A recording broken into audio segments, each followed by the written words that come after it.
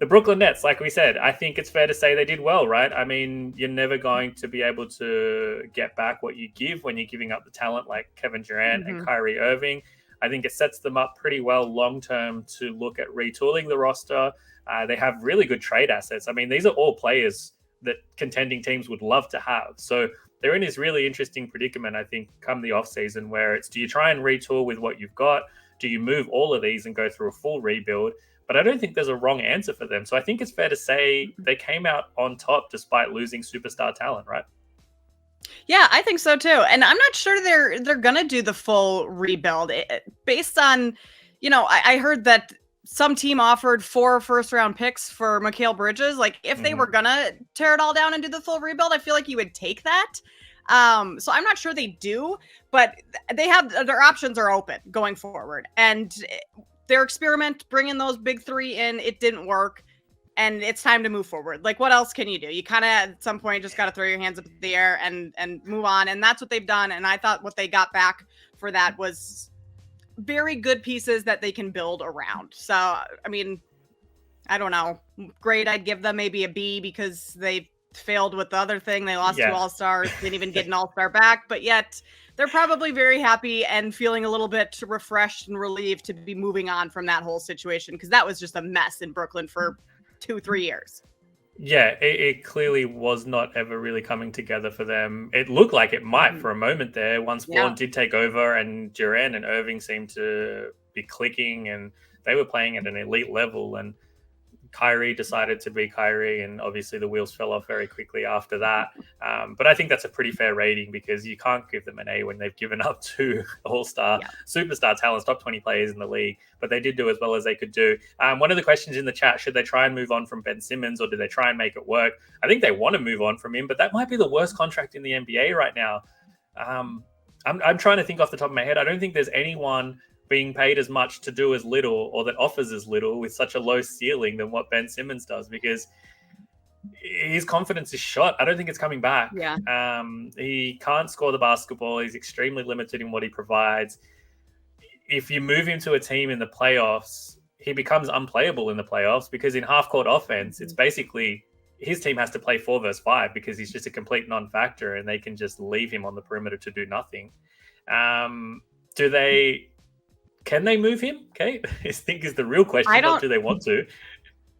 Oh, I think they 100% want to. Can they? I don't think so. I think they would have tried to before the deadline if they could, because he's not providing any value to the team whatsoever. Like you said, you can just leave him on the perimeter. He's not an offensive threat at all. Honestly, his defense typically in years past has been very good. I would say it's been fine, mediocre. It hasn't been anything that, he's standing out on the, you can't trust the Aussies, yeah, for sure.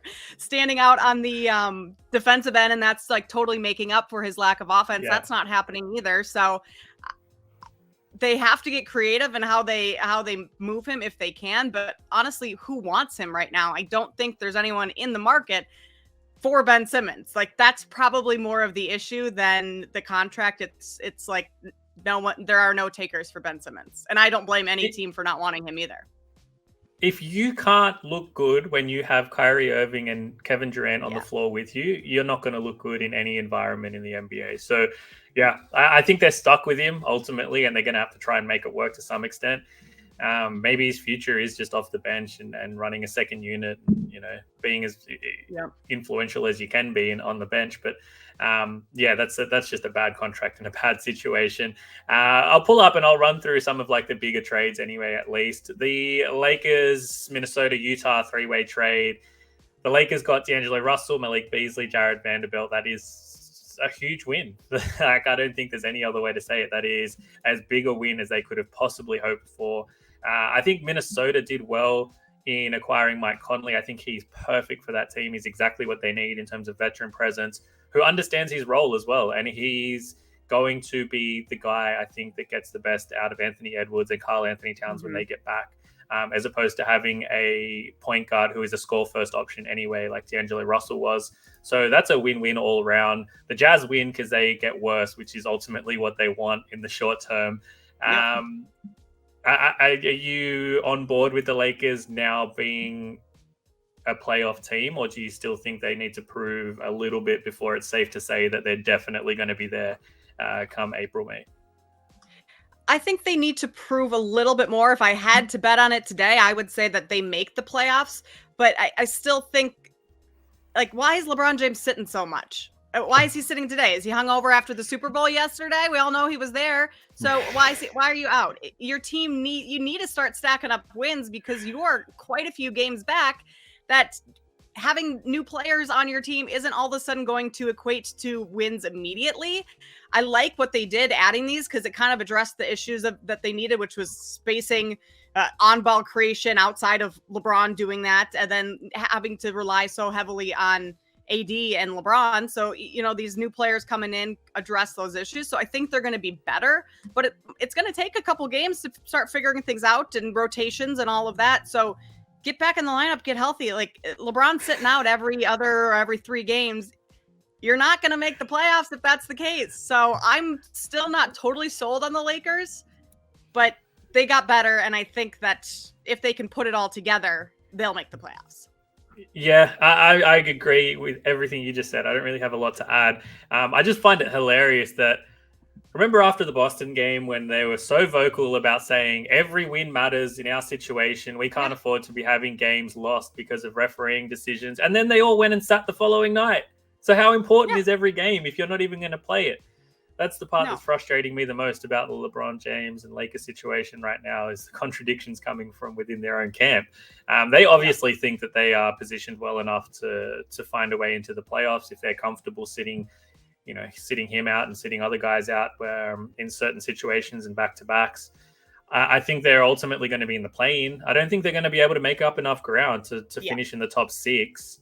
And the play-in's a dangerous situation to be in. I mean, they're probably going to be one of the better teams in the play-in, so they'll make the playoffs. But one-off games are just dangerous situations. Any team can shoot 50% from deep in one game, and all of a sudden, you're out. And all of this was for nothing. And, you're in a really big situation going into the offseason where a lot of questions are going to be asked, and the direction of the franchise needs to be questioned accordingly, because LeBron's window isn't very large right now, I think it's fair to say. And as good as he's been, Father Time's undefeated. So, it's not going to be a forever thing for the Lakers. They're going to need to figure it out. They need to figure it out quickly.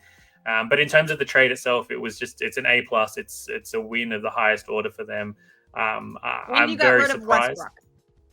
And you got, that's exactly. Addition by subtraction, right? So that's definitely going to be one of the trades I think that Pelinka holds on to whenever there's any references to whether he's done a good enough job, because how he managed to swindle those 3 guys and only give up Russell Westbrook, Juan Toscano Anderson, and 1 first-round pick without giving up the other one is very impressive, it has to be said. Other ones around the league, a couple of interesting ones. Josh Hart to the Knicks, I said I like. And I like Cam Reddish to Portland. So that's a win-win for both teams. Portland gets a scorer and a shooter that they so desperately need.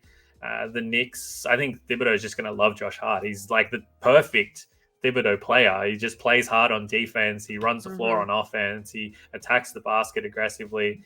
So that's definitely a win-win situation there. The most interesting one that made no sense to me, Jakob Poeltl goes to Toronto. Toronto doesn't end up trading any of their other pieces like they so blatantly tried to do. They've now tried to backtrack and say that they're happy with what they have, and the reason they kept everyone is because Kevin Durant moved and now the East is wide open. That's one of the dumbest things I've ever heard. The East is not wide open. It's still the same 3 teams ahead of you in Philadelphia, Boston, and Milwaukee. You're not any closer to those teams because you acquired Jakob Poeltl. What do you think of the Toronto Raptors situation and them going forward? Is it just delaying the inevitable? Are they going to blow it up in the offseason anyway, and they just didn't get what they wanted in return right now?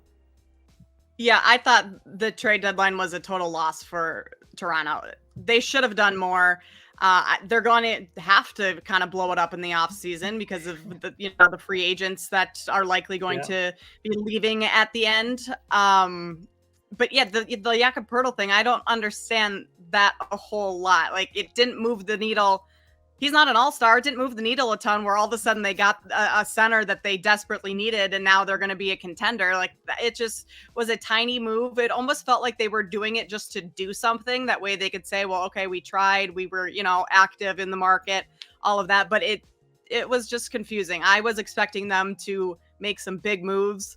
And we just didn't see that at all. So I think that's a loss for them. I don't know what direction they'll go in this offseason. It's kind of one of the teams that I'm a little just confused on and haven't been playing on a whole lot because I can't get a good grasp on them and I don't know what their future looks like.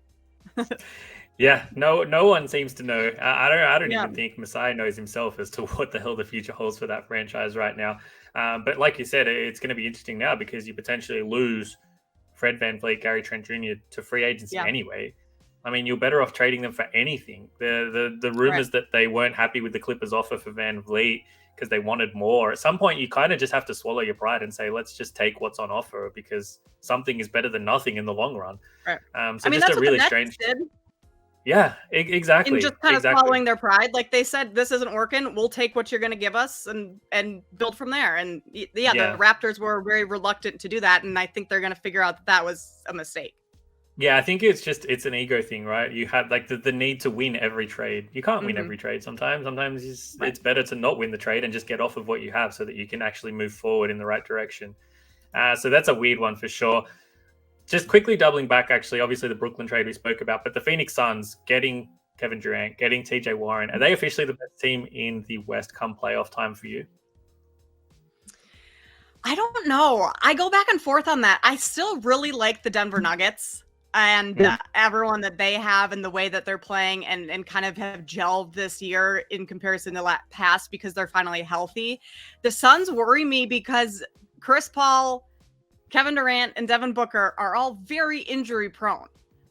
I mean, Booker's missed quite a bit of time. People talk about Durant and CP being the ones that are injured most, but Booker's missed at least a month this season, at least a month last season. One of those three go down in the playoffs or around it. Like all of a sudden, Phoenix is in trouble because they don't have the depth. They just got rid of their depth. They got rid of their defense. I don't think it's all going to be all sunshine and rainbows for Phoenix just because Kevin Durant comes in there. I mean, he is, yes, arguably the best player in the league. And offensively, he can do wonderful things for you. But the depth concerns me and the health concerns me of those three, honestly. So I'm not sure. I still think I put my money on Denver right now. Yeah, I think Denver is just being completely overlooked by everyone because of years gone by and the history and the playoffs and how it sort of comes undone for them. But you can only judge them off what you've seen this season now that all the pieces are back and healthy. And defensively, they keep getting better. And as long as they make strides in that department going forward, they don't need to be an elite defense. They just need to be competent because the offense is so good that it's going to win them games on its own right. And if there's going to be certain playoff series where obviously they're going to need stops in key situations. And again, we're talking about needing one or two key stops. We're not talking about a team that needs to get multiple stops in order to stay in the game because they're going to be able to create whatever it is they want on the other end of the floor. So they're a team that, as strange as it is because they're so dominant in the West right now, but they seem to just be consistently overlooked, I think, by a lot of people, expecting them to sort of come undone come playoff time. Concern with the Suns for me is, can they figure it out in a short period of time? It's not been done. Like, we haven't ever seen an NBA champion come together at this point of the season, figure it out in 20-something games, and then go on and be an absolute force in the playoffs. We never even see teams that come together in this way at the start of the season figure it out in their first season. LeBron's Heat team didn't come together in their first season. Same when he went back to Cleveland. Like, it doesn't work like that more often than not. As good as Kevin Durant is, I agree with you. I have concerns about the depth as well that they have on the roster.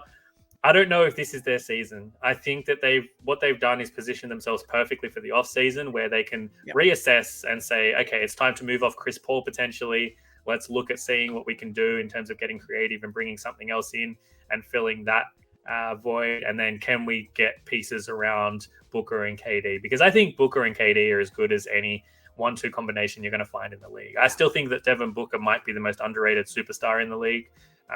He does everything. He's a playmaker. He's a shot creator. He can score at all three levels, at the basket, mid-range, beyond the arc. What that helps for Kevin Durant, obviously, is then provides him spacing in the mid-range to operate in the way that he was doing in Brooklyn with Kyrie Irving. And the ultimate X factor is DeAndre Ayton. What DeAndre Ayton do we get come playoff time? Because if he can actually buy in and engage in the same way he did when they made the finals last time, this is a serious team that is super stacked. Like, there is no team that has someone of DeAndre Ayton's capabilities as their fourth option scorer. That's insane. Yeah. Like, if he can play his role to a T, what this team's capable of is scary good. And the fact they got TJ Warren in there as well. The guy's a walking bucket on top of everything else. And he's your fifth option scorer potentially in a closing lineup. So, 1 through 5 is as talented as anyone in the league. But yeah, it's going to come down to a lot of those intangibles, a lot of the chemistry questions and those things down the stretch. So I think I agree with you. If I had to pick someone today, I think I still lean Denver being the better team in the West, maybe. But if it comes together, I think that the talent on the team is too good to completely falter. Like, I don't think they're going to bottom out and bomb out in the first round of the playoffs. I think this is still a Western Conference final team that could potentially go all the way if everything does click. It's just there's not a lot of room for error right now for them, given the time frame between now and the playoffs starting. And you can't forget that Kevin Durant is still injured. Like, he's not playing right now. He's not coming back till after the All-Star break. And who knows even then, like, when that happens, there's no date set for his return, I don't believe. So that the 20 games that they have left after the All-Star break could shrink to 15 altogether by the time he actually gets on the floor. So if it all clicks, they're going to be fantastic. They're going to be extremely tough to beat. But a lot kind of has to go right and fall into place immediately in order for that to happen. Yeah, at least for this season. At least I just want to really stress, like, going forward, they're in a fantastic place. Come the off season, they can retool accordingly. Going into next season, they're in a fantastic place. It's just whether it all comes together this current season right now. 3 top teams all picked up someone. The Milwaukee Bucks got Jay Crowder. I think that's a big tick for them. That's exactly what they've been missing almost since they lost PJ Tucker, is just someone that can play that power forward role. Defensively can be a menace. Offensively can space the floor. If he's hitting his shots from beyond the arc, it's a great pickup for them. The Denver Nuggets getting Thomas Bryant worked out perfectly. Him wanting out of LA, they got a backup big that isn't DeAndre Jordan, so you win immediately because there is now no excuse for DeAndre Jordan to be touching the floor at any time. I think that's the perfect big man to back up Jokic as well and give him a breather. You have someone with size. They can also space the floor as well. He's comfortable shooting the three. I think their offense can run accordingly through him. The Celtics got Mike Muscala. I love that pickup personally. Just another big man off the bench to, depending on playoff series and matchups, someone that can play 5 out, space the floor. We saw in his debut, went 4 for 8 from beyond the arc. That's just what he's been doing all season. He's been a lights out shooter, spacing the floor, gives Boston exactly what they need and works perfectly with what they have on deck. So for me, an A++ basically across the board for all those 3 top teams. I don't think any of them lost out in any way, shape, or form. I've touched on, I won't go back and I won't touch on the Mavericks because I touched on my thoughts on the Kyrie Irving trade. What are your thoughts on that one really quickly? I think on the court stuff, I think it's great. I think he and Luka together, I mean, you kind of have to pick and choose who you're going to double, and I'm not sure you really can anymore. And that was, what people did on Luka, and that's what slowed him down. It didn't slow him down much, but now you can't do that. Offensively, they're going to be great. I worry about them a little defensively because Luka is someone that you can target in the pick and roll. Kyrie's someone you can target in the pick and roll. Even Christian Wood is not the strongest defender, so that worries me a little bit. But I think that they could be sneaky good. Not even sneaky. I think they just could be good because of what they are offensively with those two on the floor together. I just hope that Kyrie actually stays on the floor. That's kind of my only issue with him. But if you're talking just basketball, I like the move. It's kind of like what you mentioned, or we were just talking about with Denver, where defensively, they just need to be good enough. They don't need to be elite at that end of the floor because their offense is going to be so good. And in a playoff environment, like you said, teams just double Luka, but you can't do that when you have Kyrie Irving on the floor. It's simply not going to work. It's going to be too many open looks for everyone. If their shooters can keep knocking down shots, like Reggie Bullock is shooting 43% from beyond the arc this month. If he's shooting at that range, if Tim Hardaway Jr. is shooting 39% from beyond the arc, like this team offensively, again, is capable of just anything. And they're just going to have to find ways to get enough stops. And it's not like they were good defensively anyway. They were 24th in the league, like on the season. They've sucked so far. I don't understand people that think that this trade was terrible for basketball reasons. For non-basketball reasons, I get it, but for basketball reasons, this makes too much sense. Last team I want to touch on before we get into today's action. What do you think of the Clippers trades? They got Eric Gordon. They added Mason Plumlee, which is a really interesting one. And then they got Bones Highland for nothing, which was, for me, like the best possible move for them and for Bones. But yeah, interesting for them. They, I think, picked up 3 really big pieces for their rotation. Obviously, they were never really going to get a superstar unless they managed to wrangle Van Fleet. But what are your thoughts on what they've acquired? And then what do you think for them going forward? There's been flashes where it looked like it all came together. They had Kawhi, Paul George playing together. They won 8 of 10. They looked like the team that we all sort of anticipated. They've now taken a backward step because Ty Lue says he wants to manage their minutes again, going into the All-Star break at least. So, it's just going to be so hard to get an accurate read on this team through the regular season. But I think, obviously, Ty Lue's confident in what he has, understandably so. The addition of Plumlee, I think, is a big win. You have Plumlee, you have Zubac, you have 2 very good centers for the playoffs. And you can, again, match up dependent on who plays the bigger minutes there. Eric Gordon gives them another pick and roll option, another veteran presence who's better defensively, I guess, than someone like Luke Kennard, but can still space the floor. And Bones Highland could be the biggest winner in all of this. Maybe he's somewhere where he's finally going to be given the opportunity, I think, to shine, because we know what he can do offensively. He can score the ball as well as basically any point guard in the league. His defense has always been his biggest Achilles heel. Perhaps being in a system that is so well-rounded defensively can help hide those deficiencies a little bit for him. But what are your thoughts on the Clippers acquisitions, and then what is their ceiling going forward into the playoffs? Yeah, I was a little confused by Bones Highland going to the Clippers just because they got him for so cheap. And then I read something that he was not good in the locker room in Denver, so maybe they just wanted him out of there. I don't know, but I thought that was a great pickup for the Clippers because he can score. And if there's ever a night when Paul George or Kawhi aren't scoring, throw him in the mix and he can make something happen. I also really like Mason Plumlee backing up Zubac.